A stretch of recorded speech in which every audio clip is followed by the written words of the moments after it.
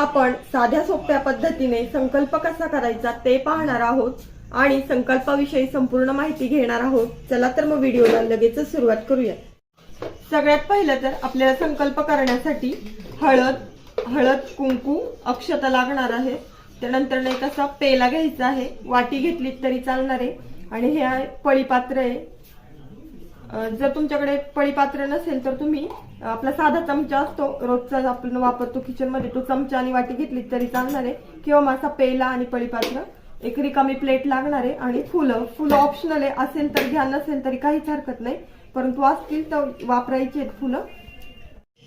सगळ्यात पहिलं तर संकल्प करणं म्हणजे काय तर आपण कुठलीही देवाची ज्यावेळेस सेवा करत असतो, आपण ज्यावेळेस जास्तीची जी सेवा करत असतो ती आपल्याला काहीतरी हवं असतं म्हणून करत असतो किंवा आपण कुठल्या तरी अडचणीत असतो त्यावर मात करण्यासाठी म्हणून आपण देवाची सेवा करत असतो।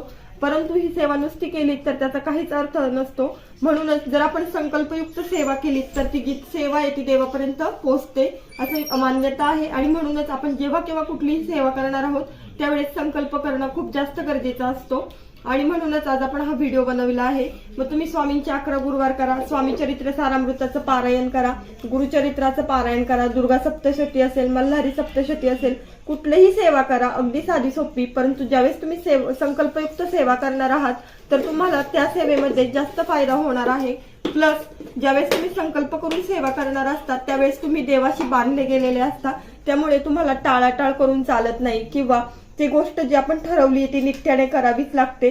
यासाठी संकल्प करण्याआधी हा विचार करायचा आहे की आपल्याच्याने ही गोष्ट पूर्ण होणार आहे का नाही आणि त्यानंतरच संकल्प करायचा आहे आणि जितका आपल्याला झेपल तितकाच करायचा आहे, खूप जास्तीचा संकल्प करायचा नाहीये। कारण असं होतं आपण संकल्पामध्ये बोलून जातो आणि नंतर ती देवाला तशी आशा लागून राहते की आपण ह्या भक्ताने हे योजलं होतं आणि ते केलं नाही तर मग त्या सेवेतनं आपल्याला फायदा होण्याऐवजी तोटेच जास्त व्हायला सुरुवात होती। त्यामुळे आधी आपण आपल्या वेळेचा विचार करायचा आहे, आपली कॅपॅसिटी पाहायची किती आहे आणि मगच संकल्प करायचा आहे। आता आपण संकल्प कसा करायचा ते पाहणार आहोत। त्यासाठी हे जे पाणी घेतले आपण पेला भरून त्यातलं जे पळीपात्रात एक पळी पाणी घ्यायचे आणि आपल्या डाव्या हाताने उजव्या हातावरती पाणी टाकायचे आणि ते पाणी आचमन करायचे म्हणजे प्राशन करायचे आणि हे पाणी घेताना तोंडात घेताना म्हणायचे ओम केशवाय नमः, ओम नारायणाय नमः, ओम माधवाय नमः। आणि 3दा पाणी प्राशन केल्यानंतर जे आपला ओला हात तो आपल्या डोक्यावरनं फिरवायचा आहे आणि पुन्हा 4थ्या वेळेस पळीतलं पाणी घ्यायचंय ते आपल्या हातावर ठेवायचंय, त्याच्यामध्ये डाव्याच हाताने थोडेशा अक्षता घालून घ्यायच्या आहेत आणि त्या अक्षतांवरती हळदी आणि कुंकू घालून घ्यायचंय आणि एखादं फूल असेल तर फूल घ्यायचे आणि ते ठेवायचे, जर नसेल फूल तर काहीच हरकत नाही, अगदी फुलाची पाकळी जरी तुम्हाला भेटली ती ठेवली तरी चालणार आहे। आणि त्यानंतर जी काही आपली सेवा आपण करणार आहोत किंवा जो आपण संकल्प करणार आहोत कुठल्या गोष्टीसाठी करणार आहोत हे देवाला सांगायचंय। म्हणजे जसं की मी 11 गुरुवार करणार आहे किंवा स्वामी चरित्र सारामृताचं पारायण करणार आहे किंवा गुरुचरित्राचं पारायण, जे तुम्हाला सांगायचंय ते देवाला सांगायचंय। या संकल्पामुळे काय होतं, तुम्ही देवाशी बांधले जाता आणि तुमची जी सेवा आहे ती देवापर्यंत पोहोचते आणि अशा पद्धतीने हे जे काय आहे ते देवाला स्मरून सांगायचंय, जेणेकरून तुम्ही ते नित्याने त्या ठरलेल्या वेळेपुरतं आणि ठरलेल्या आराधनेपुरते देवाशी बांधलेले असाल यासाठी। आणि अशा पद्धतीने आपण आपले डोळे घट्ट मिटायचे आणि आपण ज्या कारणासाठी सेवा वाढवली आहे किंवा करत आहोत ते कारण सांगायचं आहे की अशी अडचण आहे, अशा गोष्टीसाठी मी सेवा करत आहे, त्यामुळे जो काही संकल्प करत आहे तो सिद्धीस न्यावा, निर्विघ्नपणे पार पडावा, यासाठी देवाला प्रथम आराधना करायची आहे।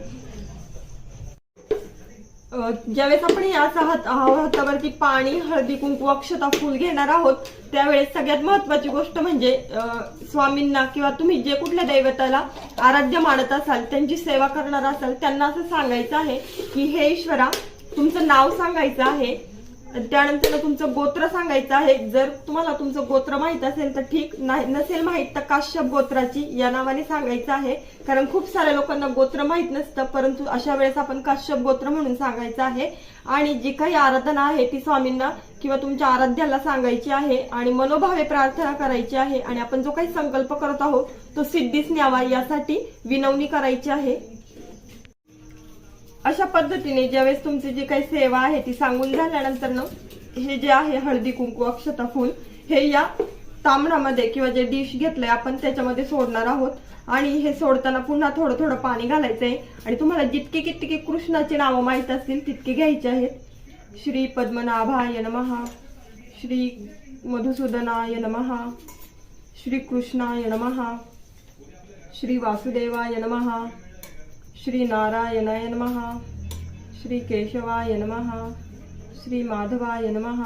अशा पद्धतीने आपला जो संकल्प आहे तो पूर्ण झाला किंवा संकल्प करण्याचा जो प्रोसेस आहे ती पूर्ण झाली. संकल्प करणे आणि संकल्प सोडणे ही एकच गोष्ट असते, परंतु ज्यावेळेस आपण कुठली सेवा करणार असतो त्यावेळेस सुरुवातीला संकल्प करायचा असतो किंवा सोडायचा असतो. ज्यावेळेस ती सेवा पूर्ण होणार आहे त्यावेळेस पुन्हा संकल्प करण्याची किंवा सोडण्याची गरज नसते. आणि ज्यावेळेस रोज रोज आपण तीच सेवा करणार असतो त्यावेळेस प्रत्येक वेळेस नवीन संकल्प करायची अजिबात गरज नाही. ज्यावेळेस सेवेला सुरुवात करणार आहे त्यावेळेस फक्त एकदा पहिल्या वेळेस संकल्प करायचा आहे आणि त्यानंतर ना आपलं जी काही रोजची नित्याची सेवा आहे ती आपण करायची आहे.